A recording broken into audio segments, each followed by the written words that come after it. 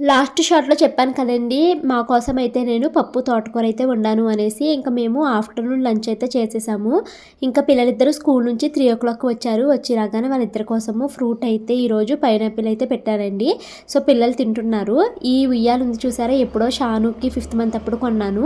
ఇంకిప్పుడు నేను tripod set చేసుకొని గిన్నెలన్నిటిని అయితే క్లీన్ అయితే చేసేయాలండి. గిన్నెలు తోమడానికి ఎప్పుడు నేను పీజీఆర్ డిష్ వాషర్ అయితే వాడేదాన్నండి. అది కంప్లీట్ అయిపోయింది. అది అవైలబుల్‌గా లేదు వెబ్సైట్‌లోని. అందుకనేసి మా హస్బెండ్ డీమార్ట్ నుంచి రిఫ్లెక్ట్ అయితే తీసుకొనొచ్చారు. ఇది కూడా చాలా బాగుందండి.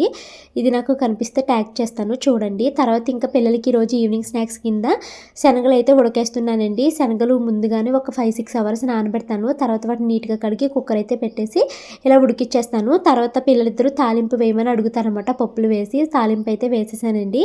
శనగలు చాలా హెల్తీ అండి పిల్లలకి. రెగ్యులర్‌గా నేను ఇవే పిల్లలకి స్నాక్స్ కింద ఇస్తూ ఉంటాను.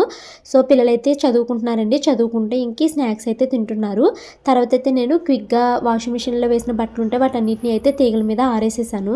ఇంక ఈవినింగ్ 6:00కి పిల్లలిద్దరిని తీసుకొని కరాటే క్లాస్‌కెళ్ళి ఇంటికొచ్చేసరికి టైం అయితే 7:30 అయ్యిందండి. మార్నింగ్ చేసిన పప్పు ఉంది కాబట్టి కోడిగుడ్డట్లయితే వేసుకొని మేమైతే డిన్నర్ చేసేసాము. తర్వాత పిల్లలిద్దరూ పడుకున్నారు. నేనైతే పప్పు అయితే రుబ్బుకుంటున్నానండి. ఇదండి నా మినీ వ్లాగ్. Bye bye.